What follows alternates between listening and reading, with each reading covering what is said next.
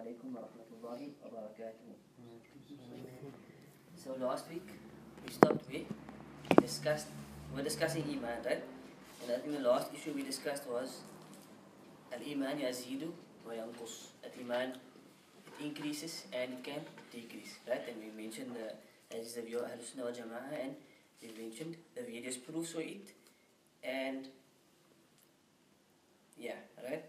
So the next issue that comes up in the book is that the issue of complete Iman and lacking Iman, right? We mentioned it goes up and down, so therefore we know that some people will have complete Iman and some people will have lacking Iman, okay? For example, Allah says in the Quran, قَالَتِ الْأَعْرَابُ آمَنَّا, right? The Bedouins said, آمَنَّا, we believe, right? Meaning we are believers. So Allah said, say to them, قُلْ لَمْ تُؤْمِنُوا, you are not believers. وَلَكِنْ قُولُوا أَسْلَمْنَا, but what you should say is, we are Muslims, right? We submit. وَلَمَّا يَدْخُلِ الْإِيمَانُ فِي قُلُوبِكُمْ, for faith has not yet entered your hearts, right? But وَإِن تُطِيعُوا اللَّهَ وَرَسُولَهُ, but if you obey Allah and His Messenger, then He will not decrease anything in the reward for your deeds. So what do we understand from this? These people claim to be mu'mineen. They said, Amanna, we have Iman. What did Allah say to them? He told the Prophet ﷺ, tell them, you are not believers, but rather you should say, Aslamna, we have submitted. We have, meaning you are now Muslims. Because true faith hasn't really entered your hearts yet. And also, what we can say is, clearly, Allah is not saying that they're not Muslim, that they're kafir. Because He says that their deeds will still be accepted from them. Right? He said, we will not decrease anything in the reward for your deeds. Right? And we know that a kafir's deeds is null and void. A mushrik, his deeds is null and void. There's no reward for him. So with regards to the A'rab, with regards to these Bedouins, they claim to be believers, but Allah said, don't say you are believers, say rather that you are Muslimin. You have submitted to the laws of Allah. Right? So what do we find is a difference between a mu'min and a Muslim. There's a difference between a mu'min, a believer, and a Muslim. A Muslim literally means someone who has submitted to the laws of Allah. Okay? In a lengthy hadith recorded in Bukhari and Muslim, right? The Prophet sallallahu alaihi wasallam, he was giving out some gifts one day, right? So he was giving everybody, and then he skipped someone, right? He skipped the guy. So a man stood up and he said, "Oh Messenger of Allah, what about him? What about so and so?" So the Prophet said,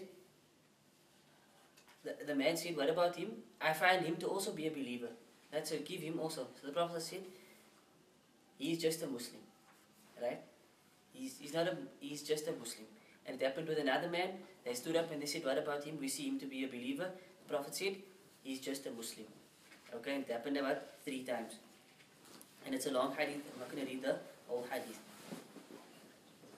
So in this hadith again, we find that the Prophet ﷺ, he differentiated between a true believer and a complete believer. Okay? So again, we learn that there is a big difference between a mu'min and a Muslim. Right? So a Muslim is someone who is lacking in his Iman. And therefore we say, and he has not fulfilled the conditions and obligations of Iman. Okay? And therefore we say he's not befitting of the honor, of this honorary title of a mu'min. Right? But rather he is a Muslim. But we must also make clear that he has not left the fold of Islam. Right? So again, this issue of takfir comes up here. Because the Khawarij, we spoke about him a bit last week. We said that when you do a major sin, the Khawarij take you out the fold. Right? But with Ahlul Sunnah, you do a major sin, you're a major sinner, we don't say you're out the fold of Islam. You're still a Muslim, but you may not be a true mu'min. You with me? You see the difference between the two? The one will say, no, he's out. He did zina. It's a major sin. He stole something, He killed someone. He's definitely a kafir. It's out the fold. Then we will say, no, it's a sin what he done. It doesn't take him out the fold, but it's a sign that his Iman is lacking. So therefore we won't say he's a true believer, but we can definitely still say he's a Muslim. Understand the differences? Right? And this is of utmost importance to understand, because this can lead to a great deal of confusion. So a disbeliever is someone who is completely out the fold of Islam, whereas a Muslim is one who is in the fold of Islam by performing the outward deeds of Islam, especially those deeds of the heart. However, a Muslim may not perform all of the required aspects of faith, especially those deeds of the heart, to be called a believer in absolute sense. Right? So the point here is, a Muslim is someone who does when you look at him, you can see he's a Muslim, right? You can see he does the outward acts of faith. He makes salah, zakah, he fasts Ramadan, he looks like a Muslim, he speaks salam alaikum, etc. Right? But he's got issues with his nafs, he's got issues where he's lacking, he's got issues, right? So he's maybe not fulfilling what he's supposed to be fulfilling, right? And this is why his Iman is lacking, his Iman is weak. That's why you always fall into sin. That's why you always making mistakes. Everybody makes mistakes. Everybody sins as well, right? But the true believer are those who don't perpetually sin, right?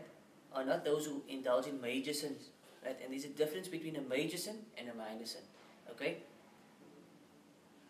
Ibn Abbas radiallahu anhuma, the Sahabi, what did he say? He said there is no minor sin with repetition, meaning if you do something that's minor, it's a minor sin, but you permanently on the sin, man. You never give it up. You do the same thing over and over and over. He says then this becomes a major sin. Repetition with a minor sin becomes a major sin. Right? And this is a sign of weak Iman. Whereas a true believer is always working on his Iman. He's always working to get stronger. You with me? Whereas if he knows, you know what, I did this today, it's not good, he'll give it up. But he won't let it become a part of him. You will look down upon it. It's okay. It's not a big deal. It's just a small thing. You with me? That's not the way of a true believer. So a believer in an absolute sense, on the other hand, is one who submits completely. That is, he fulfills the requirements of Islam firstly, but in addition to that, fulfills all of the characteristics and requirements of a true believer. Hence he is termed a believer. Therefore, every true believer must first be a true Muslim. However, not every Muslim is necessarily a true, right? Complete believer. So that's why we said every mu'min naturally is a Muslim, but not every Muslim can be called a true mu'min. Okay? So for example, when we read certain ahadith of the Prophet ﷺ, we have to understand this concept. Famous hadith, لا يؤمن أحدكم حتى يحب لأخيه ما يحب لنفسه. Famous hadith. Everybody knows the hadith, right? None of you or a person doesn't truly believe until he loves for his brother what he loves for himself. La yu'minu. What does that mean? A person does not believe. That's the bare translation. A person does not have Iman until he loves for his brother what he loves for himself. But if you look at society and you look at this hadith, then can we say no one's believers? They're all out the fold. No. What's meant is, no, you are not a true believer. Right? If you still have that selfishness in you, you still have that, I want it for me and not for him, you with me? Then that's a sign that your Iman is lacking. Okay? But we don't say the person's out. We don't understand the hadith like that. You have to understand these concepts of true Iman and lacking Iman. But we still say that person's a Muslim. But he has some shortcomings with regards to his Iman. Another hadith says, لا يزني الزاني حين يزني.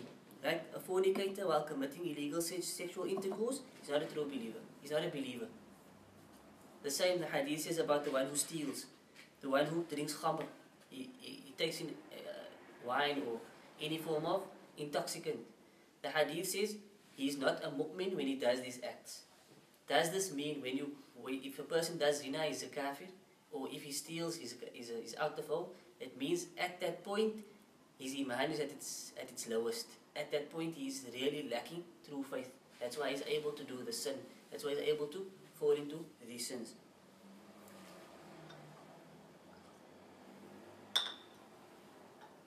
Another hadith, when a person commits illegal sexual intercourse, when he commits zina, Iman leaves him and remains above his head like an awning.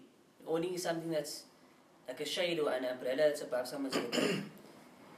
When he discontinues this illegal behavior, Iman comes back to him.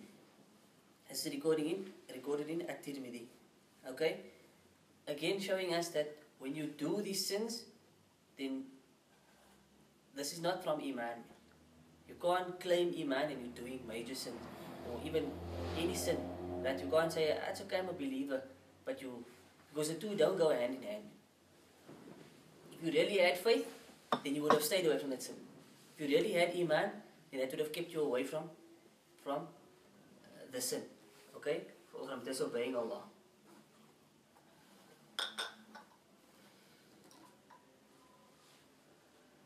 Right? The proof that these hadith are not taken on face value. Face value meaning, when it says la yu'minu, it doesn't mean that the person has no Iman. It means, like we said, that the person doesn't have true Iman, or rather that his Iman is lacking. Proof for this is, in Taymiyyah rahimahullah, he comments and he says, in the time of the Prophet sallallahu alaihi wasallam, people committed zina, people stole, people murdered, right? These sins happened. Did he say that they're not believers anymore? Did he chuck them out the fold of Islam? No. Rather, the Sharia came with hudud, right? It came with punishments for these sins. So the murderer will get the one who steals, Allah says in the Quran, فَقْطَعُوا أَيْدِيهُمْ, right? You must cut his hand off, his right hand, from the cuff, not from the whole arm, from the wrist basically, right? The zina, he must be flogged, right? Or stoned, okay? So, they weren't taken out the fold, but they were punished for that sin in this dunya as a purification for this sin. Understand? The point is, that sin doesn't take you out the fold. And this obviously is a refutation on the Khawarij, those who say that it does take you out the fold. Okay, that's not the way the Prophet ﷺ dealt with the sinners. Same Taymiyyah says, some say that such people's Iman is still complete without any shortcoming. Right? That goes against the statement of the Quran. For example, those who say Iman does not go up and down. Right? This goes against Quran and Sunnah and consensus of the early scholars and those who follow them. The opinion of Ahl Sunnah wal Jama'ah is that the term believer is not completely removed from them, nor is it given to them unconditionally. We say he is a believer who has a deficiency in his faith, or he is a believer with respect to his faith, and a fasiq or a sinner or an evildoer with respect to the great sin he performed. Or one says that he is not a true believer, or he does not fulfill his faith sincerely. All these terms are okay to say. With regards to his belief, he's a mu'min. But with regards to his actions, then he's a sinner. That's okay to say. But a true mu'min, you won't, you're someone that's difficult to find fault with him.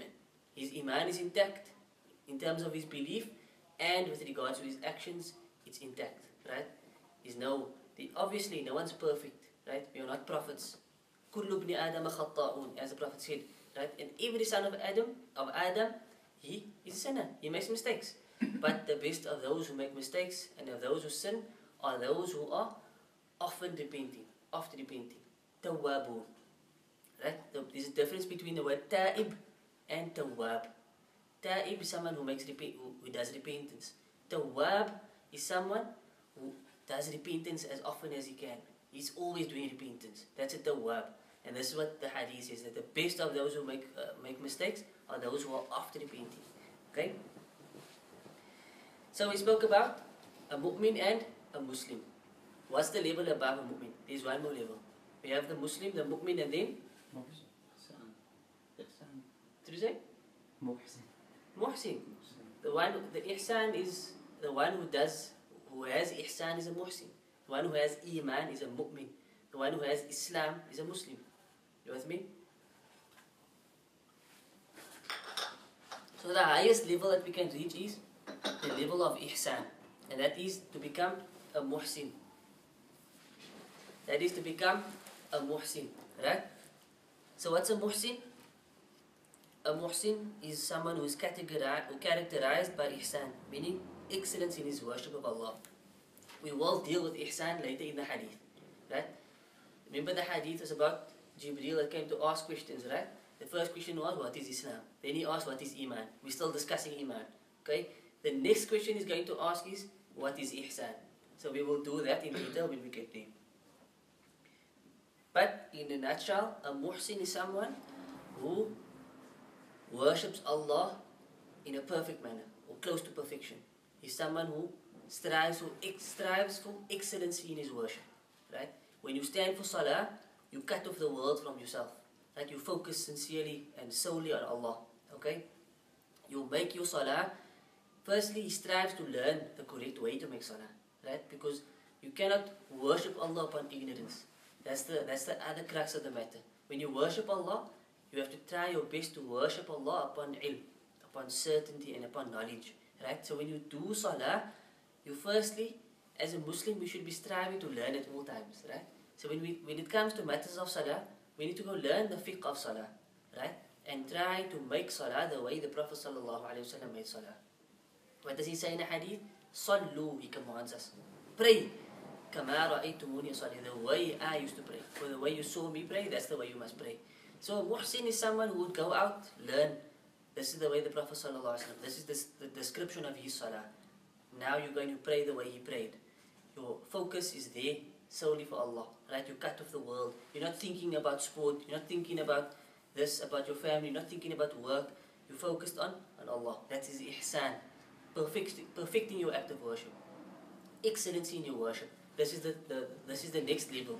This is what we should be striving for. Right? Remember, you strive for the best in Islam. You don't strive for, okay, I'm a Muslim, sufficient. You know what I mean? And that's the problem most of us have. We have Islam and now we're comfortable. We look at the kuffar and think, you're doomed. But what about us? We think, it's fine. We're born Muslim, it's okay. Right? We don't make an effort to strive and become better, to learn and to keep getting better day by day. Okay? So that's the highest level. So we know Muslim, mu'min and muhsin. Right? So there are three questions that the author brings up that are of importance. He says, what is the minimum level of Iman that will prevent one from being among the disbelievers in the hellfire forever? What's the minimum level of Iman that will prevent you from being in Jahannam forever? Okay? Stadhan. Someone sings salawat. Okay. You can but I get go too.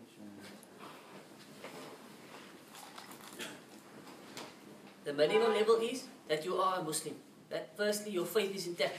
Right? Because what's Allah said? وَمَنْ يَبْتَغِي غَيْرَ الْإِسْلَامِ دِينًا فَلَا يُقْبَلَ مِنْهُ. Allah will never accept any other religion other than Islam. Okay? It's not acceptable. Obviously we know the previous nations, the Jews at the time of Musa, that was the Muslims. They were those who submitted to the law of Allah. The Christians at the time of Isa were the Muslims, because they were those who submitted to the law of Allah. Right? So, if you came with the law of your Prophet, alhamdulillah. Our people, our times, and the rest of mankind, we have the law of Allah and Muhammad sallallahu alaihi wasallam. That's our Sharia. Right? So Allah says, He does not accept any other deen other than the deen of Islam. Okay? So when you come and you want to enter Jannah, or you don't want to be in Jahannam forever, then you need to have at least a little bit of Iman, and you need to be a Muslim.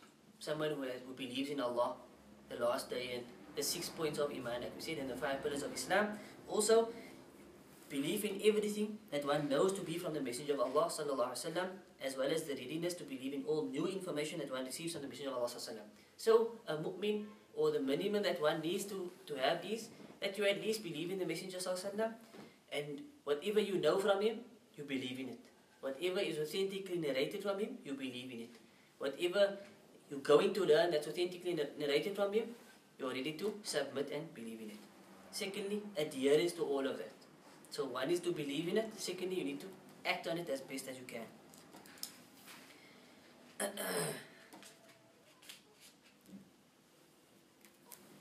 Right, so although a Muslim may not actually adhere to everything of the Quran and Sunnah, the essential aspect is that he believes and understands that it is obligatory upon him to adhere to everything found in the Quran and Sunnah. Right? And this is important. All of us, like we said, have shortcomings. Okay? But the important point is that you need to affirm what is correct, to believe in it, and acknowledge your shortcoming, right? So some people, I think of an example to use.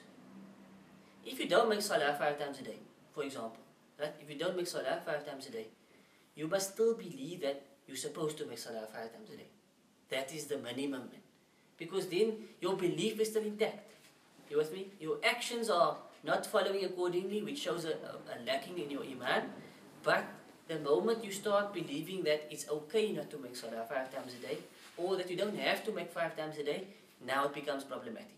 You with me? So whatever is in the Quran and Sunnah, you must believe at least that I'm supposed to be acting upon it.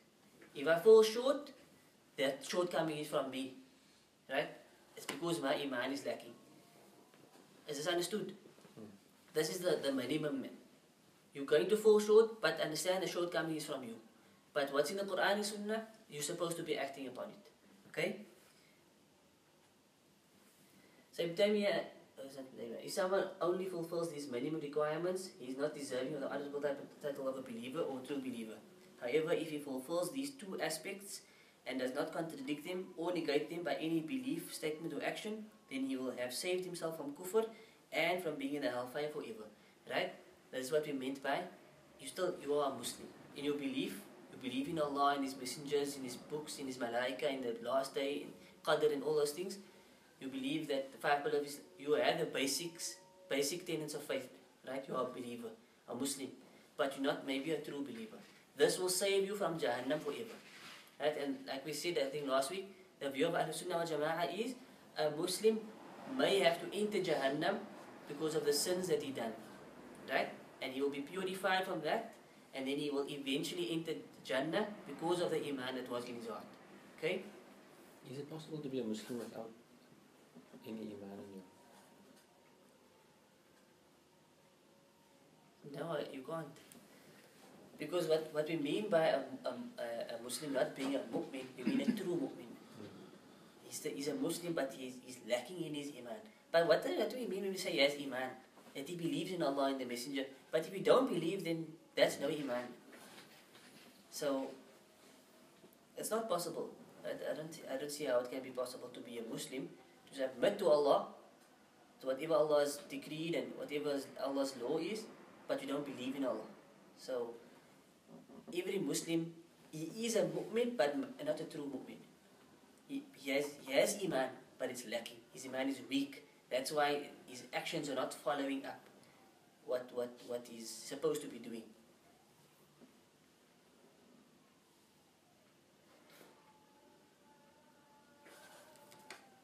These are the man. Right? So the minimum level that will save you from Jahannam forever can be thought of as Islam. Right? We spoke about Islam, Iman and Ihsan. This can be thought of as the level of Islam. As Allah has referred to in reference to the Bedouins. Right? We spoke about the example Allah mentioned of the Bedouin. He said, don't say you are believers, rather say you are Muslims. وَلَكِنْ قُولُوا أَسْلَمْنَا. Rather say that we have submitted. We are Muslims. Because Iman hasn't truly entered your heart yet. But it has entered. They do believe, but it hasn't truly really entered. So although there is some submission and acceptance of the Quran and Sunnah, there is some acceptance, the people of this level lack the characteristics of true believers whose faith is strong in their hearts. Therefore, they will be lacking with respect to deeds like jihad and sacrificing for the sake of Allah. Furthermore, they might be quite lax with respect to performing major sins and acts of that nature. They have not reached the level where Allah and His Messenger are more beloved to them than anything else. They do not love for their brother what they love for themselves. They do not fear Allah alone, and they do not put their trust in Allah alone. All of these are obligatory aspects of being a true believer. However, at the same time, these people are not hypocrites, and they may not be evildoers. Understood? So, someone whose iman is lacking is someone who won't feel bad about doing a sin. He will constantly be doing sins without really turning back and repenting. He will do a major sin, maybe stop, do it again, but he's still a Muslim. Understand? So this is the lower level of Islam. And also on the other hand, With regards to his worship, he will be lax. Call for jihad comes, he's not going to go. His iman is not strong enough. He's not going to be the one that's going to get up and go to the masjid for fajr. He's not going to be the one that's going to get up for tahajjud. He's not going to be the one that's going to fast constantly. You understand? So these things are signs that our iman is not yet where it needs to be. And Allah and His Rasul is not yet the most beloved thing to us. Because when Allah and His Messenger is the most beloved, then everything we do is going to be for them. We're going to strive in their cause day in, day out. Okay? Same time here writes about those who convert to Islam, or those who are born in Muslim families, but who have not taken the time to thoroughly learn about Islam. Right? And again, this applies to all of us. He says these people obey Allah and His Messenger concerning the basics of Islam. So the basics, it's there. Salah, fasting, Ramadan is there. No problem. Hence, they are within the fold of Islam.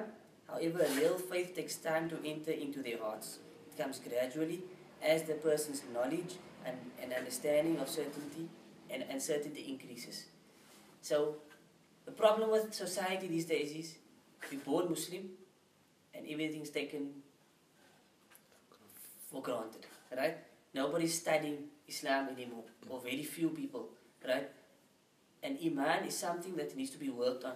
It will increase gradually as you learn and act upon that which you learn, right? But even learning, you can learn and have a mountain of knowledge, but if you're not acting upon it, it's not going to have an effect on you, right? It's not going to change you. So, this is of utmost importance, because it's something that we all need to work on. Right? So the author says this is an important point. It should make the person realize, especially the new convert, that there are greater levels of Iman waiting for him if he sincerely turns to Allah and seeks His guidance. This true Iman, Allah willing, will come about as the Muslim understands the Quran better, as he associates more with pious and knowledgeable people, and as he obeys Allah more, and as he implements the Sunnah more in his life. Allah willing, his Iman will continue to grow until he becomes a true and complete believer that Allah places throughout the Quran. He then will taste the sweetness of Iman. On the other hand, if he is content with little faith and little submission to Allah, he may block off all the means to increase his Iman and come closer to Allah. Right? Words of truth, man. Right? And I think we can all relate to it. Right? When you just relax and don't worry and don't strive, you're just going to block off means. You're going to start watching TV rather. You're going to start going out rather. Instead of striving and doing good deeds and getting closer to Allah, working on your Iman. Right? Hence, one should not be satisfied with being at the level of only Islam. Right? So we know what this means now, what this implies. This is not enough. Okay, it's not enough. We should be striving to get to the level of a believer, and then to the level of a muhsin. This level implies that one is not doing a great deal to please Allah. He's not working for Allah's love, mercy and forgiveness. Indeed, it may mean that he is exposing himself to Allah's displeasure and punishment in the year after. 1 second of Allah's punishment in the hellfire will be much greater than any sort of punishment that anyone could possibly receive in this world. Although humans complain a lot about their suffering in this world, on the Day of Judgment, everyone will quickly realize that Allah's pleasure will mean more to him than everything that this world contains. Right? Powerful words. Remember, this dunya is fan. A dunya fan. That the dunya it's going to perish. This life is short and sweet, and it's alluring. And the whole purpose of this life is as a test for us to see who's worthy of entering Jannah one day. So who's going to strive in this world? Who's going to fight the pleasures of this world and the distractions of this world and earn Allah's mercy and earn Allah's pleasure and enter His Jannah where it's eternal, it's everlasting, right? The day of Qiyamah is, I think it's 50,000 years long. How do you say? But just that day alone will be extremely long, right? The day of standing. But for the mu'min, for the true believer, the Prophet said in a hadith narrated in Al-Hakim, he said that day will be for them like the time between Dhuhr and Asr. For the believer, the day of reckoning will be for them like the time between Dhuhr and Asr. Meaning it's going to fly by. If you look at today's life, Dhuhr and Asr, it's quick. Before you know it, Asr is upon you, right? So that's how Qiyamah will be for the true believer. And that's the mafar, man. That as in Surah Qiyamah, Allah says, Ayn al-mafar, where is the escape for us, man? How do we get out of this? Because that's what people's going to be looking for. It's going to be chaos. People are going to be, and they're going to say, Ayn al-mafar, how do we get away? Where's our, you know, the mafar is in this world. You're supposed to strive for that mafar. You're supposed to strive for that to escape the horrors of that day. So, that's the regards to the first question. The second question is, what is the level of Iman that one must fulfill to be saved from ever being punished in the hellfire? So we don't want to get to Jahannam at all. Right? Let's not even discuss being there forever. We don't want to get there at all. So what's the level we need to be at? If a person goes beyond the minimum requirements of faith and fulfills all of the necessary as well as obligatory aspects of faith, then he has moved from the lower levels of Iman to a higher level. This is the level in which he fulfills all of the obligatory aspects of faith. So, whatever is wajib and obligatory upon you, you fulfill that. We know Salah 5 times a day is an obligation. Fasting Ramadan, Hajj once in your lifetime if you are by the means. Right? Wajibat, being good to your parents. Okay? Commanding the good, forbidding the evil. On the other hand, that which is haram, stay away. Whatever is haram, stay away. Right? And the Prophet said, he said, this deen is easy. The deen is easy. And if we just look at it from this angle, that we have been given the whole dunya, right? And you can count the amount of things which are haram. Everything else is fine. You can do it. But there are certain things which Allah has made haram, right? And at the end of the day, He is the Creator. He's the Lord of the worlds. He can do as He please. This is His law. And a true believer is he who submits to His law. Okay? So, if you don't want to enter Jahannam, fulfill that which is wajib and abstain from that which is haram. Obviously, being a believer at having your Iman. Firstly, if a person fulfills the obligations upon him with respect to faith and submission to Allah and avoids the forbidden acts, then he will never enter the hellfire. He deserves to be called a believer in an absolute sense. He is the one who fulfills the description of true believers as found in the Quran. Right? Allah speaks about the believers. What does He say? إِنَّمَا الْمُؤْمِنُونَ الَّذِينَ إِذَا ذُكِرَ اللَّهُ وَجِلَتْ قُلُوبُهُم. The believers are only those who, when Allah's name is mentioned, then their hearts shake, their hearts tremble. Right? Just pause on this part of the ayah of the Quran and think. How many times do we hear Allah's name? How many times do we utter Allah's name throughout the day? When you start Salah, Bismillah ar-Rahman ar-Rahim, Alhamdulillah, Allah's name, right? Qul huwa Allahu ahad, Allah's name. You hear it, the adhan, 5 times. You're hearing Allah's name all the time. Does it have an effect on your heart or not? Allah says the believers are only those who, when Allah's name is mentioned, their hearts shake, their hearts tremble, out of fear for Allah, out of love for Allah. Right? Hoping for Allah's mercy, fearing Allah's punishment, loving Allah. Right? This is the believer. When Allah's name is mentioned, their hearts tremble and shake.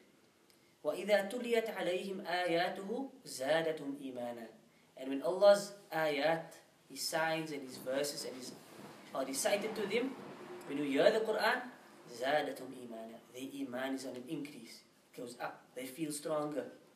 Right? This is the believer. وَعَلَىٰ رَبِّهِمْ يَتَوَكَّلُونَ. And they are those who put their trust in Allah. They are those who don't fear anyone. Their trust is with Allah. They know things are going to be okay because Allah is there. They're not those who are always in depression. They know Allah is there. Allah is watching. Allah will protect them. Allah will make a way out. They are those who put their trust in Allah.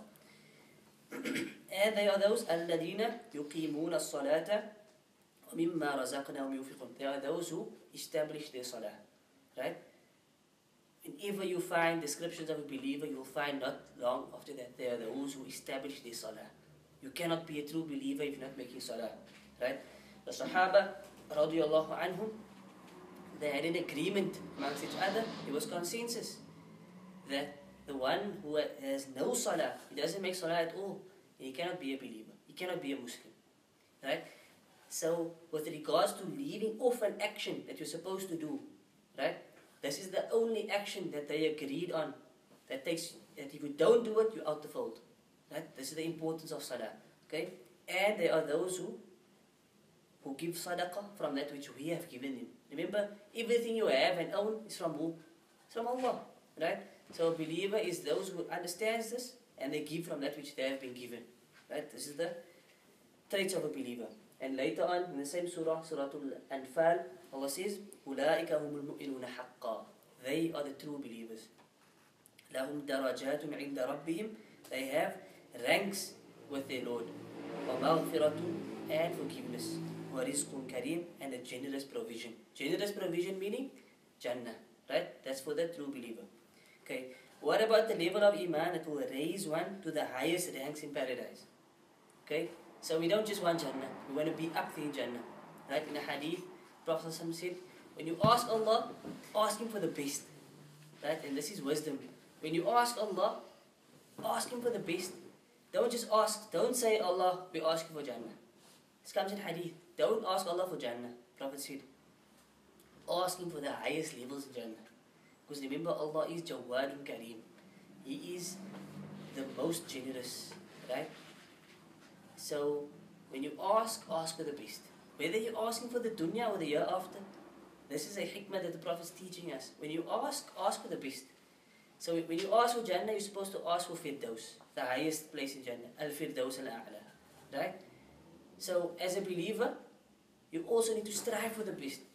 Firstly, in your Iman, in your relationship with Allah, in your relationship with the Quran and the Sunnah, strive for the best. Get better and better and better. And then, in your daily life as well. As a student, strive to be the best. As a worker, be the best example. Be the best worker. Strive, climb the career ladder. This is what Islam wants. Islam doesn't want you to be lackadaisical. Be the best that you can. We want ihsan. We want excellency in everything. Okay? So, we want the highest ranks of Jannah. So, these are the people of complete Iman.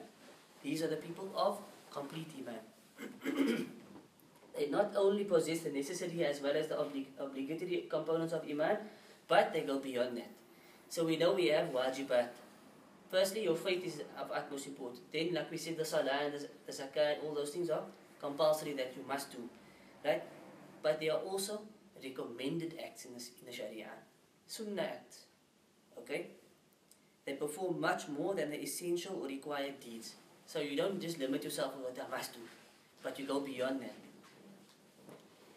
They also perform voluntary deeds. They perform them as a result of their greater extreme Iman. In other words, their greater love of or fear of, and hope in Allah. They therefore excel in the worship of Allah. Okay, so you won't, the person who wants the highest levels, he's going to exert himself for those levels. Right? Fasting in Ramadan is wajib. Everybody does it. Every Muslim and Mu'min does it. Okay? But the one who wants the highest ranks, he's going to fast Monday and Thursday, because it's a sunnah. He's going to fast the 3 white days of every month. The 13th, 14th and 15th of every Islamic month is a sunnah to fast. Right? Day of Arafah, he's going to fast. Ashura, he's going to fast. Right? He can't wait for those days so he can fast. Right? Some people are even better, they can fast more than that. But with regards to reading Quran, he's reading Quran day in, day out. He doesn't wait for Ramadan to open the book. Right? He reads Quran day in, day out. With regards to his salah, he's not only making the fard, he makes his sunnah before and after. He makes the hajjud, witr. This is the one who strives for the highest ranks in Jannah. Right? Sadaqah. He's not only giving zakah, which is wajib. He gives sadaqah every opportunity he gets. When you see someone poor, he goes, gives secretly, and at times in public, no problem. Right? This is striving for the highest level. His character is of noble conduct. Good to his parents, his neighbors, friends, etc. Okay? Ibn Taymiyyah rahimahullah, he said, the people of the Sunnah and Hadith state that all good deeds, obligatory as well as recommended, are part and parcel of Iman. That is, they form part of the Iman that is completed by performing the beloved recommended deeds, even though they are not from the obligatory aspects of Iman. They differentiate between Iman and the Iman that is complete through recommended aspects. The word complete or perfected may mean complete in the sense that the obligatory parts are fulfilled, or complete in the sense that the extra or recommended parts are fulfilled. So, one sign that you are going beyond the level of just Iman, that you're looking to perfect your Iman, is that you're looking at the recommended deeds as well. You're not just sufficient with what I must do, but out of your love for Allah and out of your Iman, you go beyond that and you do more, right? So you can increase your Iman and that you can reach higher levels in Jannah one day as well. The Prophet ﷺ, he says, Al-Imanu bid'un wa sab'una or bid'un wa sittuna shu'bah. He says Iman is composed of 70 some odd or 60 some odd branches.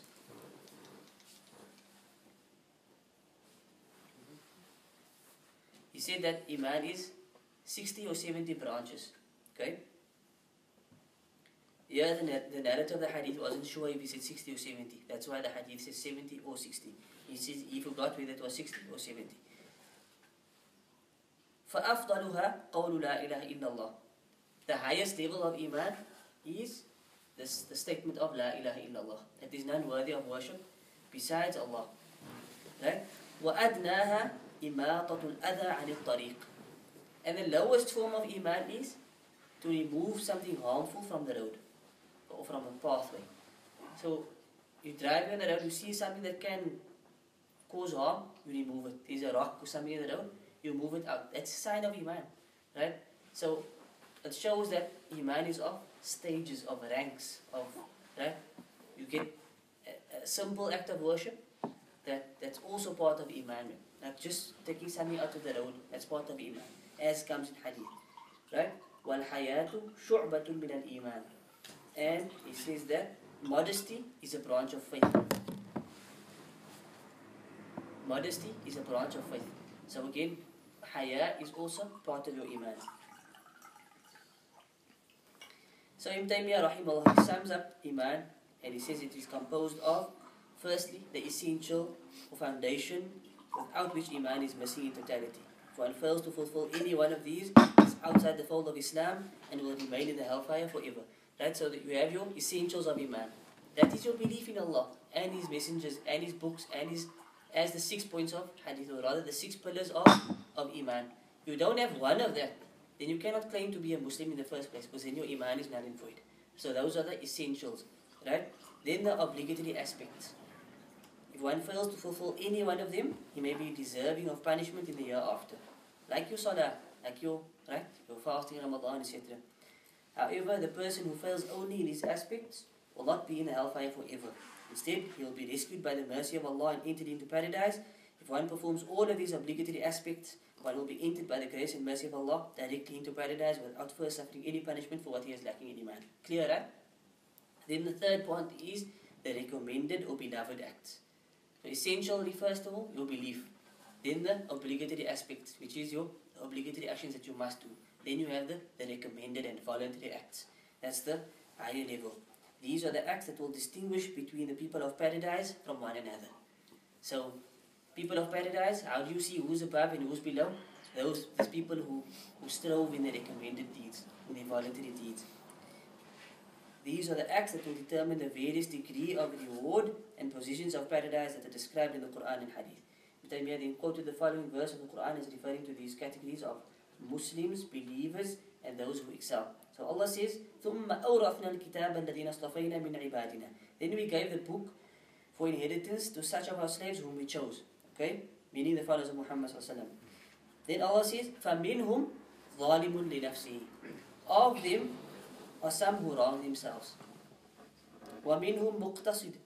And some of them are those who follow a middle course. It's good and bad. وَمِنْهُمْ سَابِقٌ بِالْخَيْرَاتِ بِإِذْنِ اللَّهِ. And some of them are those who are foremost in good deeds by the will of Allah. So this ayah mentions the 3 categories of people. Those who wrong themselves. They do sins. Remember, when you do a sin, you're not wronging Allah. That you're not affecting Allah. If you don't make salah, you're not harming Allah in any way. You're harming yourself. Right? You're harming yourself when you are disobedient to Allah. You can't think I'm being disobedient to Him, so I'm going to show Him. Allah's not in need of you. Right? That's why throughout the Quran we find verses saying what? That we can replace you, man, with another nation. Just like He did in the past. Allah wants now He can destroy us and replace us with other people who will worship Him. You with me? So it's upon us it's upon us, it's reconnecting. It's upon us to earn this title of being a believer. Right? We cannot harm Allah, rather we harm ourselves when we are disobedient. That's why in the verse, the ayah of mercy, what's the ayah of mercy? When Allah says, say, قُلْ يَا عِبَادِي, say to my slaves, الَّذِينَ أَسْرَفُوا عَلَى أَنفُسِهِمْ, those who transgressed against themselves. لَا تَقْنَطُوا مِنْ رَحْمَةِ اللَّهِ, those who transgressed against themselves, don't despair from the mercy of Allah. Right? Because Allah forgives all sins. So this ayah points out those who harm themselves firstly, meaning by sinning against their own soul. Secondly, those who follow a middle course, those people are Iman, but they also, sin and they do good, and they sin and they do good. And then those who are sabiqun bil khayrat, bi'idhnillah, those who are foremost in their good deeds, those who rush and are always looking to do good. Obviously, like I said, you do slip up, that's normal. But after you slip up, you turn back to Allah. Right? And that's part and parcel of being a believer. That Allah didn't create us as angels. He created us as sinful beings. He knew. It was out of His wisdom. Okay? So next point, entering paradise is tied to being a believer. Tamiya also points out that the promise of paradise is always tied to being a believer or having faith. There are no verses, for example, that promise paradise for the Muslims. There are only promises given to the believers unconditionally for those who have faith and perform good deeds. So the point is, when Allah speaks about Jannah, He's always speaking about Jannah for the mu'mineen, those who are true believers in His faith. Okay? Not necessarily for the Muslims. And like I said, it may be such that a person who is lacking has to enter Jannah because of that. But you will still end up in Jannah because of that Iman that was in his heart. Okay? Okay.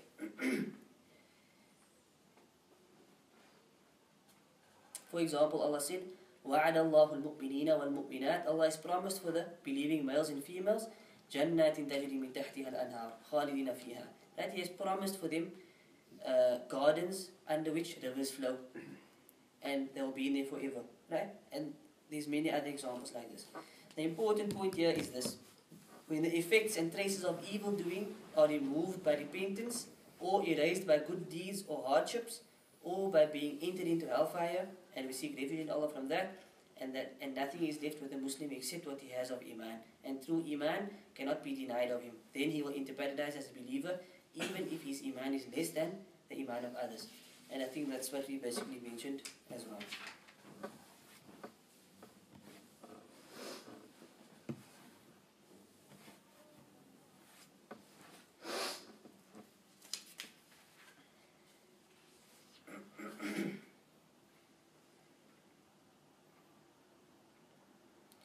Okay, so true Iman and complete Iman requires the person to act in accordance with what he has Iman in. Right? So if you have true Iman in something, then you will act accordingly. Like we said about the intention. When we spoke about the niyyah, we said if you have a true or sincere niyyah to do something, then the action will follow. You will end up doing that thing unless you have a legitimate excuse. Like I said, if you intend, for example, that you're going to attend a class tonight, you will attend that class because your intention was really there to attend it. The action will follow. Unless something comes up, someone gets sick and you have to go. That's a legitimate excuse. Right? That doesn't nullify the fact that your intention was sincere. Likewise, if you have true Iman in something, then your actions will follow suit. Your actions will prove that Iman. Okay? For example, Iman in al-Ghaib. Iman in the unseen. Right? Means that the person believes truly in his heart in the unseen, and that this belief in his heart has some effect on his life and his actions. Okay? Belief, therefore, is not simply a theoretical or intellectual aspect in the heart that does not affect the person. Right? Your Iman has an effect on you. It must show in your actions. For example, someone may believe that smoking is harmful and wrong by accepting the facts showing smoking to be harmful as true, but he continues to smoke and he does not let what he recognizes to be true guide his actions. In other words, he does not submit to the truth he sees, nor does he implement what it implies. Hence, his recognition of the facts is not the same as having Iman in those facts. Iman necessitates that one has the willingness to submit to or enact what one recognizes to be true. Right? So if he really had Iman on the smoking issue, he would have given it up. Because that's what true Iman necessitates, that you will act upon your Iman. So you can acknowledge something, but Iman hasn't really entered your heart on that fact. And that's why you can't give it up. Because you'll make excuses. You with me? In the case of Iman, if that Iman is strong and healthy, at that moment it will put the feeling of hatred in the person's heart for that act that he believes to be wrong or harmful. Right? So if you believe it's haram, then naturally you will hate that thing. That is what Iman does, man. And we mentioned this verse last week, Surah Al-Hujurat, when Allah speaks about the believers, what did He say? حَبَّبَ إِلَيْكُمُ الْإِيمَانِ He made Iman beloved to them. وَزَيَّنَهُ فِي قُلُوبِكُمْ And He made it beautiful to their hearts. Right? But on the other hand, وَكَرَّهَ إِلَيْكُمُ الْكُفْرَ وَالْفُسُوقَ وَالْعِصْيَانِ He has made disbelief, evil doing and sin, He has made it hated to them. So when you see a sin happening, you will feel it in your heart, man. That's a sin, man. Because that is Iman. Because remember one thing, if you love your mother and someone is disobedient to her, or someone does something that's against what she wants, someone is harming her, right? You will feel it in your heart, man. Right? Because of your love for her. So if you really love Allah, and you know that this thing will cause Allah's anger, then that thing will cause her. Then you should have hatred in your heart for that thing. Right? I gave the examples of bid'ah and shirk. That's 100%. But other sins as well. Right? Other sins as well. As a mu'min, you must hate sin. You must hate bid'ah. You must hate shirk. You must hate disbelief. You must hate all types of sin, major and minor. That's part of Iman. So when you realize that this thing is haram, then hatred for that thing must follow suit. So that's why we said a person can acknowledge that smoking is bad and it's wrong, right? But he can't give it up because it hasn't truly entered his heart that this thing is haram, and his Iman is still lacking with regards to that act of worship. Right? So Iman will keep the person from wanting to commit that harmful act. It will therefore rule his life, and it will guide him to what he should do. If it is weak and can be overcome by other forces in the heart, it may not have that effect. Right? So Iman should rule your life. That's a fact. Therefore, true belief or Iman in al-Ghaib means that one acts in accordance with that belief. Okay? So we believe in the unseen, you must act in accordance with that. For example, he says that he believes in the angels. It means that he knows that the angels are present and that they are actually recording his deeds. So you must realize that there are angels on your shoulders that are recording everything you do. Right? So if you know they're there, understand that they see what you do. Right? That's part of your belief. They see that you do what you do, and they're gonna take note. If you do the sin, acknowledge that they're there. This should affect him in that he will not perform those deeds that he does not want those angels to see and record. So you can understand that those angels are seeing that haram you're doing. So you don't want to do it. That can drive you also not to abstain from that sin. Okay, now, what's the time? Take it a lot, please. Huh? Take it a lot, please. Okay. So that was what Iman basically means, right? The next point we're going to move on to is the answer that the Prophet ﷺ gave. Right?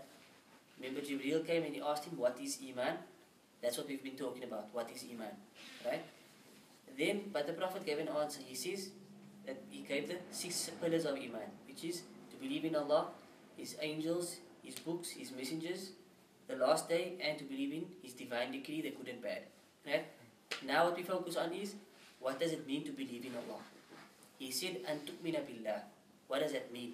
Right? What does believing in Allah really mean? Right? So the author says, belief in Allah is the cornerstone of Islamic faith. All of the other Islamic beliefs revolve around belief in Allah. It is a must that a Muslim's beliefs about Allah be correct. If a person's belief about Allah are not correct, then his whole faith may be ruined. For this reason, Muslim scholars delineated and explained the correct beliefs according to Allah in some detail. Right? Books upon books upon books have been written about this topic, belief in Allah.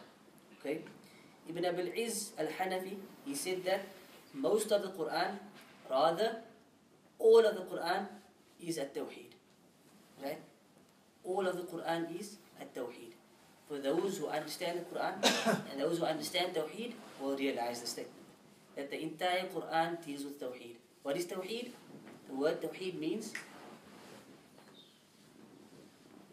the word Tawheed comes from the word Wahada yuwahidu Tawheedan, which means, Wahid means one. Wahada in this, huh? No. What are you saying? Wahada yuwahidu means to make something one, to unify something, right? To single something out. So Tawheed means to make something one, right? So Tawheed of Allah is to make Allah one.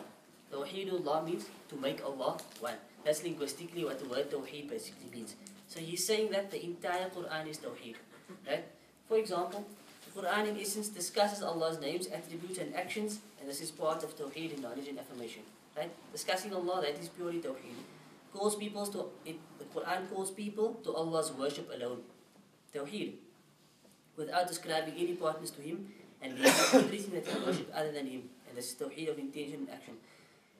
Quran commands, forbids and requires obedience to Him, and this is all part of the rights or implications of Tawheed and its completion. Quran states how Allah honors those who believe in Tawheed, and how He treats them in this world and what He honors them with in the hereafter. All of this is the reward for Tawheed. And the Quran discusses those who have associated partners with Allah and whom He has punished in this life or would punish in the next.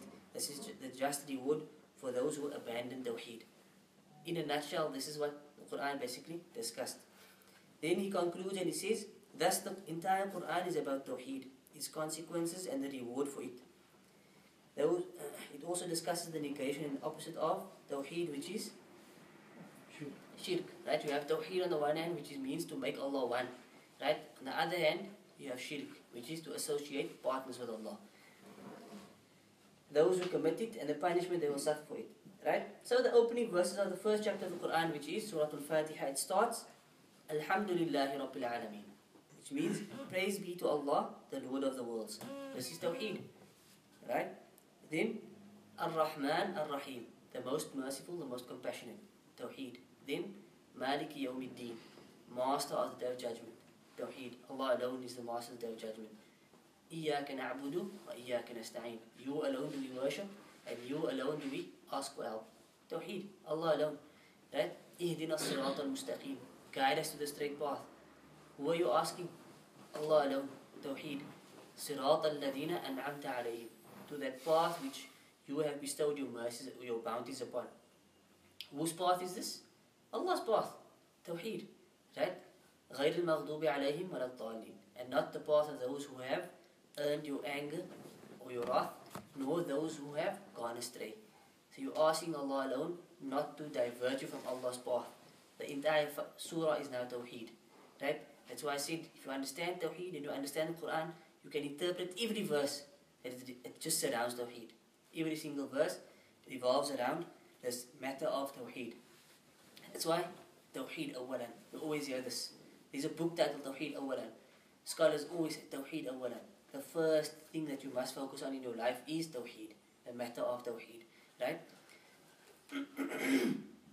So we find that over time, ulama have taught this concept of Tawheed by categorizing Tawheed into three. Right? They have categorized Tawheed into three. Are these categories in the Quran?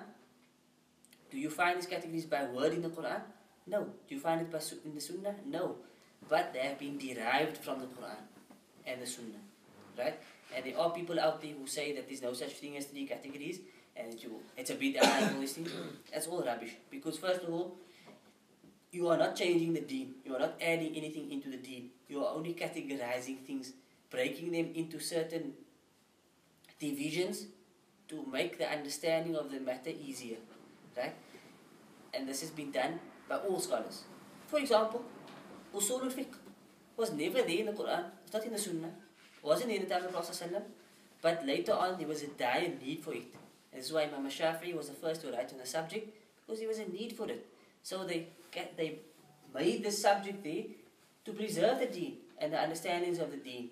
Mustalahul Hadeeth, Asma'ul, all these sciences was never there.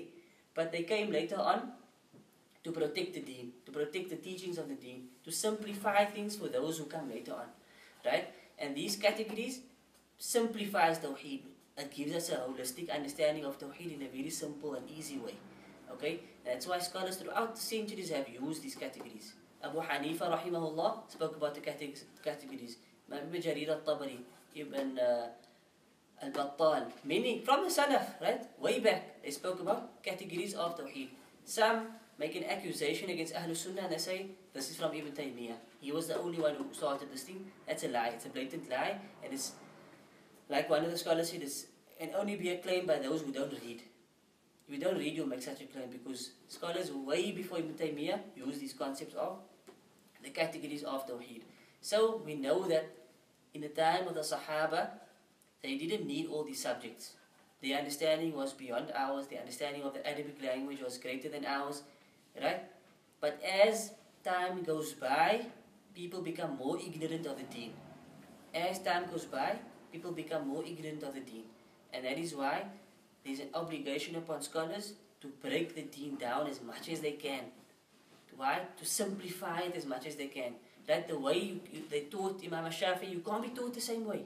That we need to go to basics, little books, and build and build and build and build. Right? We're not like the Ibn Taymiyyahs. He was a kid. His father would go out and come back. He'd say, Daddy, I memorized this book. I memorized it. We're not Ibn Taymiyyah, right? We're not on that level. We need to start low. And this is from the wisdom of these categories of Tawheed. That the best way to understand it, man, is by breaking it down, simplifying it, and then going into detail with the categories of Tawheed. And also, remember, the essence of Tawheed is not being changed. You're still teaching the same concepts. You're just breaking it down to simplify it. The same with Usul Fiqh, the same with all these things. You're still teaching what comes in the Quran and the Sunnah. But you're just branching it off to simplify it. This is exactly what we're discussing. This is what we're discussing now. Sometimes if it's too much at once, you can get lost and confused. Right? So this is the wisdom behind the Tawheed, or the categories of Tawheed. Right? So the first category we have is known as Tawheed al-Rububiyyah. Tawheed al-Rububiyyah. Rububiyyah comes from the word Rabb. Right? The word Rabb, which means Lord. Okay? So Tawheed al-Rububiyyah is the Tawheed of Allah's Lordship. Right? Where you single Allah out. Remember, Tawheed means to single out, to make Allah one in His Lordship. This is what al-Rububiyyah means. What does this mean? In terms of the fact that Allah, or rather in Allah's actions and in His Lordship. So, for example, Allah is the Creator. So Tawheed in this aspect would mean He is the only Creator. Absolute Creator. He is the Raziq, the Sustainer. No one sustains you besides Allah. Right? He is the one who is in charge of everything. Everything in this dunya, everything in this samawat, nothing happens except by the will of Allah. He is in charge of everything. Right?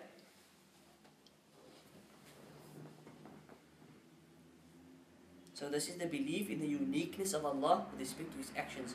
Right? As we mentioned. This is the belief in the oneness of Allah with respect to His Lordship now. And Allah is alone the Rabb. He is without partner in His dominion and His actions. He is the only creator and true owner of the creation. He is the only one who nourishes, maintains and sustains His creation. All creation has been created by Him and Him alone.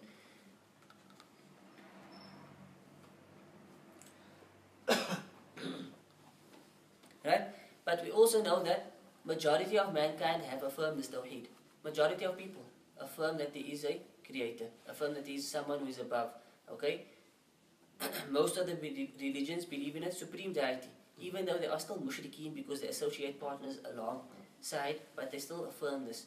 Right? Except very few. Except the most stubborn. Which is like the atheists, for example. But generally speaking, most people believe in this. Right? And that's because it's part of your fitrah.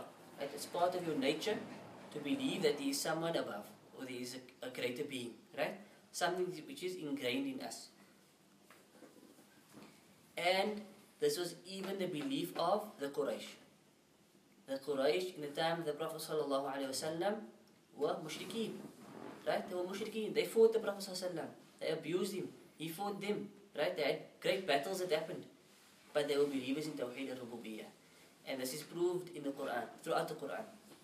وَلَئِنْ سَأَلْتَهُمْ, if you, O Muhammad ﷺ, were to ask them, the Quraysh, مَنْ خَلَقَ السَّمَاوَاتِ وَالْأَرْضِ, who created the heavens and the earth? لَيَقُولُنَّ اللَّهِ, they will definitely say Allah. Right? Proof that they affirm that Allah is the Khaliq. Allah is the creator. Right? Here in this verse, قُلْ مَنْ رَبُّ السَّمَاوَاتِ السَّبْعِ وَرَبُّ الْعَرْشِ الْعَظِيمِ, say to them, who is the Lord of the Samawat, of the seven skies, and the Lord of the great throne? سَيَقُولُونَ لِلَّهِ, they will say, all belongs to Allah. Okay? The Quraysh. Say to them, مَنْ بِيَدِهِ مَلَكُوتُ كُلِّ شَيْءٍ وَهُوَ يُجِيرُ وَلَا يُجَارُ عَلَيْهِ إِن كُنْتُمْ تَعْلَمُونَ سَيَقُولُونَ لِلَّهِ. Okay? Say, in whose hand is this the sovereignty of everything, and he protects all, while against whom there is no protector? They will say Allah. All of these actions of Allah, nourishing, sustaining, protecting, in charge of everything, the Lord of the Samawat, creator, they believed in all of this. Quraysh. Okay? However, this belief concerning Allah also necessitates or implies the following aspects. Everything that occurs in this creation is by the decree, permission and will of Allah. Sustenance and provisions are from Allah and Allah alone. Life and death are in the hand of Allah alone. All blessings come from Allah. Guidance and misguidance are by the will and permission of Allah. Legislation or prescribing a way of life is the right of Allah alone. Allah alone has knowledge of the unseen. No one has rights over Allah unless Allah has Himself laid down such upon Himself. Clear, right? If you have a question, you must stop me. But the point is, these are the actions of Allah. Okay? Knowledge of the unseen. Allah alone has absolute knowledge of the unseen. You find groups that believe that the Prophet ﷺ had knowledge of the unseen. Right? Groups known that they believe in, that they believe that the Prophet had knowledge of the unseen. They believe guidance was in the hands of the Prophet as well. Okay? But these things are solely in the hands of Allah. That only belongs to Allah. Blessings come from Allah alone. Right? So the issue of tabarruk, seeking blessings. They believe, no, there's blessings in this thing. But did Allah say there's blessings in it? No. So you see now it becomes problematic because all blessings come from Allah only. So you cannot make something blessed.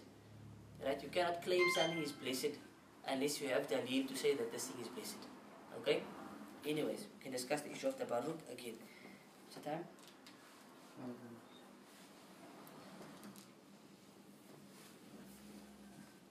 Stop here. Uluhi hasn't take time. So anyways, on the opposite of tawheed is shirk. Right? So for each category of tawheed, you can also have shirk in that category. So for example, we spoke about this is Allah's. So those who say that the Prophet has knowledge of the unseen, then they are committing shirk in rububiyyah. Because they are now giving Allah's actions to the action of other than Him. Understand? Do you understand? They are giving Allah's actions, that which solely belongs to Him, to other than Him.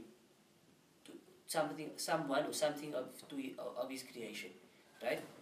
Well, what's the difference? Like, say for example, you don't know what you're saying, but like say you read poetry, like Qasida Burda, with the shirk in it. But you don't know that there's shirk in it. And then there's like obviously people that do know, but they don't believe a shirk. It's a bit off topic. I'm going to get back to that now. You just make sure you know you don't say. The Christians, they believe that God has a son. This is shirk in rububiyyah. Shirk in Allah's lordship. Because lam yalid wa lam yulad. From Allah's lordship is that He does not beget nor was He begotten. Right? So to ascribe this to Him, you are detracting from His lordship. Right? It's inappropriate to believe that Allah can have a son. Shirk in Allah's lordship. Right? وَقَالَتِ الْيَهُودُ عُزَيْرٌ ibn Allah. The Yahud, the Christians said that Uzair is the son of Allah. The Christians said that Isa is the son of Allah. Right? Shirk in Rububiyyah. And there are various ways of this, that this can happen. So we stop here for now. Next week we carry on with Tawheed al-Uluhiyyah, the second type. And then we do the third, which is Asma'i wa Sifat. Yeah, and then we carry on, inshallah ta'ala.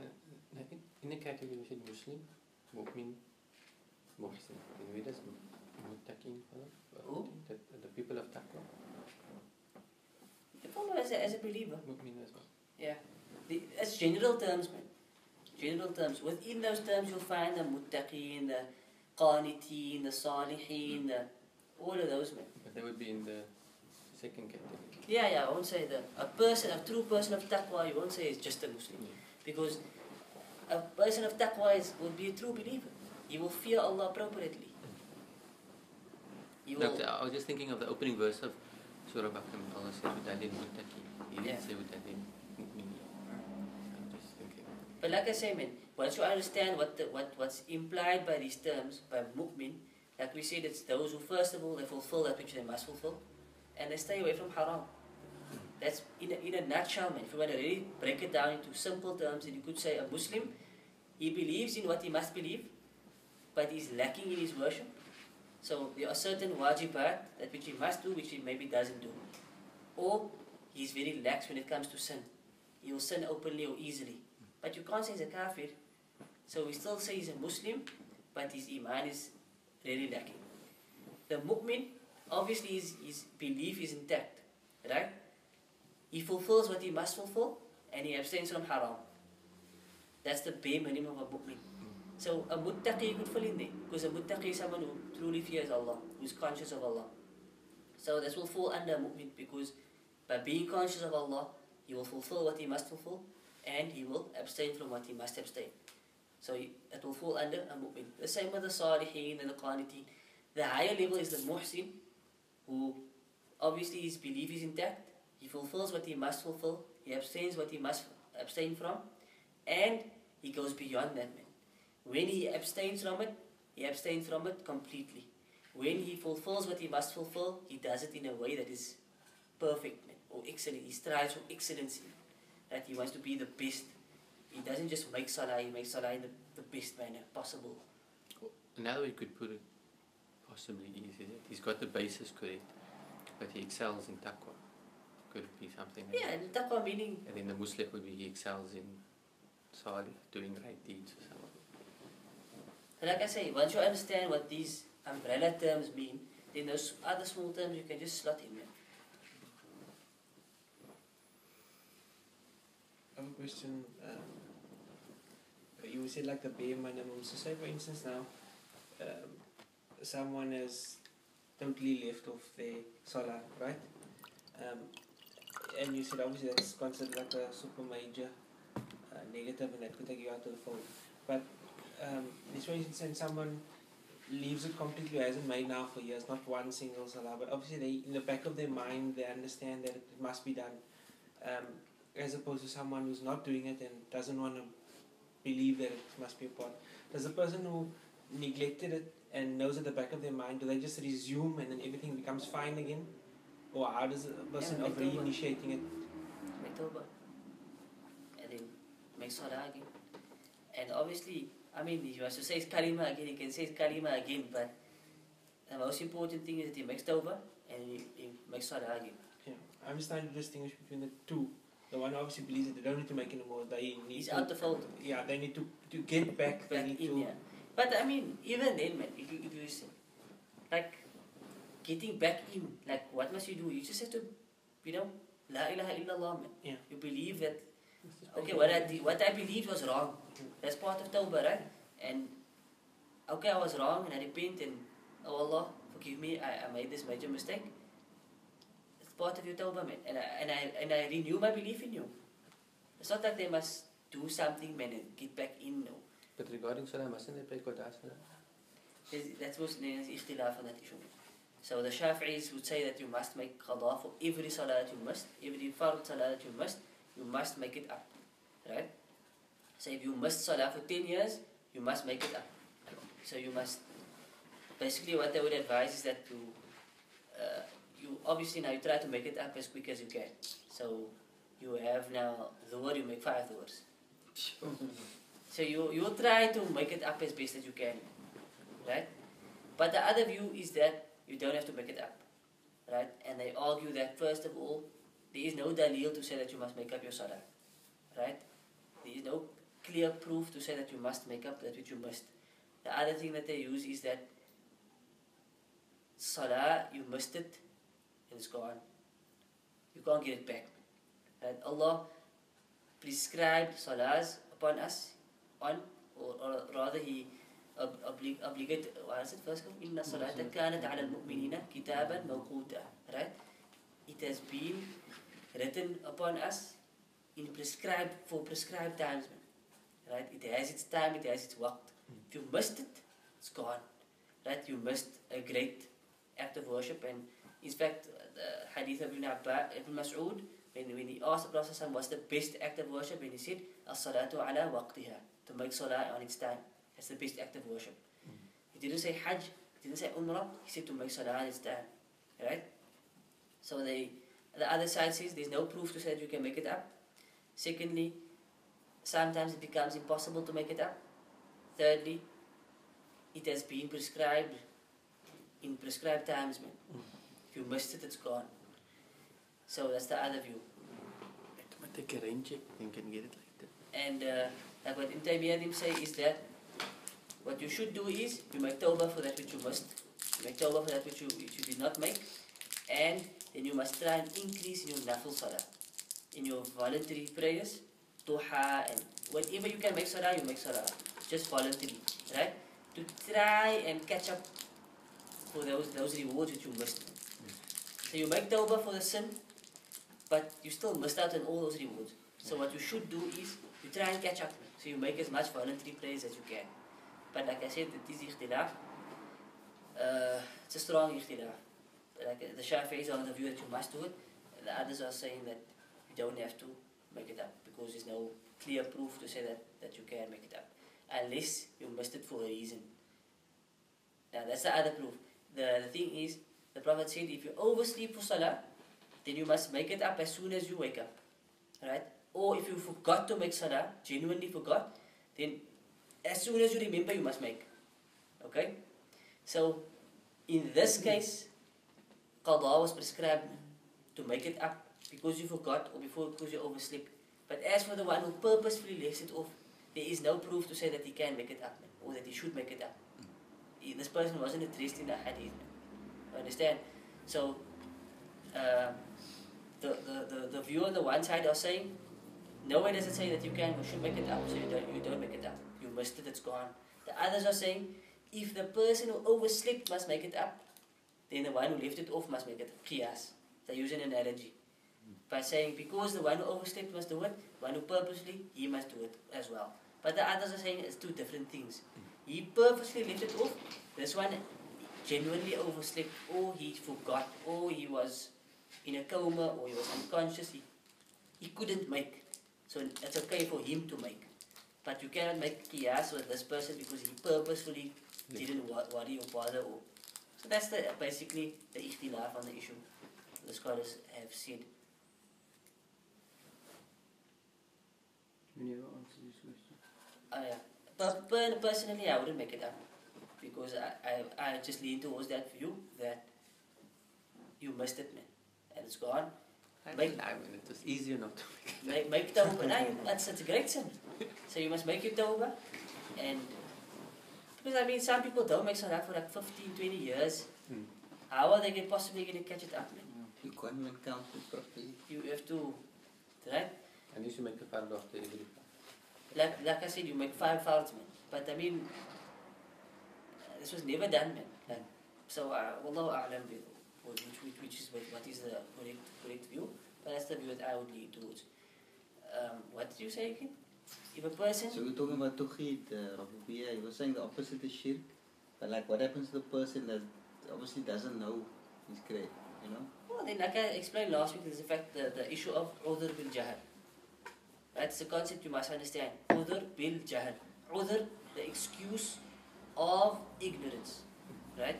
So when it comes to people, we make excuses for them, right? Remember, when it comes to takfir, when it comes to taking people out the fold of Islam, right? Ahlul Sunnah wal Jama'ah are always in the middle. Always. For everything, you'll find it in the middle. When we spoke about Imaan, we saw all these extreme views, Ahlul Sunnah is in the middle. Right? When it comes to takfir, Ahlul Sunnah is in the middle. You have the one extreme, which is the Khawarij. They can't wait to take people out the fold. You do a sin, you're out. You did this, you're out. You're not Muslim anymore. They're extreme. On the other hand, you have the Murji'ah, who, that's okay. You make shirk, it's okay. He did this, it's okay. Everything's fine. Iman's in his heart, it's fine. You understand? That's another extreme. Ahlul Sunnah is in the middle. Right? We don't want to take people out the fold of Islam. But at times, you have to take people out the fold of Islam. Because what they do is blatant kufr. It's blatantly disbelief. Okay? So, basically what the scholars have done is they've differentiated between passing a ruling on an issue and passing a ruling on a person. The issue is shirk, right? So to say that the Prophet had knowledge of the unseen is shirk, right? Straight out shirk. We can't play around with the issue, man, because it's either Qala Allah or Qala Rasul. It's dalil based. You with me? But when it comes to a person, then we are hesitant to take people out the fold of Islam. We don't want to take them out. So what do? We make excuses for them. Once they run out of excuses, then they're out. That's basically how it works, man. Right?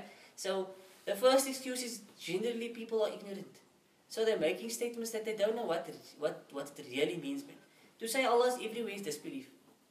But people don't realize what they mean when they say that, man. They don't realize it. Secondly, if you ask them, what do you mean by Allah is everywhere? They might say, Allah knows everything, or you understand? But so we don't rush to takfir, man. He said that he's out. He doesn't know what he's saying. He doesn't know the reality. So we are not hasty. We must never be hasty when you pass a ruling. So with regards to majority of people, especially here, they don't know. They were brought up with these things. They were brought up singing a Burda as normal for them. Right? So generally people have ordered bil jahal. Like you said, if he doesn't know, he doesn't know. You need to go and teach him in a manner that inshallah he will learn. Right? As for those who know, but they don't believe it's shirk, then that's a whole ball game on its own. Right? One of the excuses we make for people is ta'wil, that they have a different interpretation. So we still believe it's shirk, but we don't say he's a mushrik because his interpretation is different. His interpretation is different. But obviously, that's why before you can pass a ruling on a person, to say this person is a mushrik officially, or that he's a kafir, iqamatul hujjah must be done. What does that mean? Establishing of proof must be done upon the person. So for example, you have a sheikh who's promoting the Buddha. What he believes it's clear cut, not shirk. Right? And he believes it's not shirk. Right? So we don't say it's out the fault because it's ta'wil, it's interpretation. So, in the perfect world, if we had Sharia courts, we would have a qadi, a judge, and obviously in Sharia, a judge is a person of knowledge. Right? It's not a judge, he's a learned person. So you would have a qadi who's an alim, and you would bring this person in, and they will sit him down and explain to him. They will establish the proofs on him. So they will, first of all, if he's ignorant, they will tell him, this is why it's haram, this is why it's shirk, this is why you should not do it.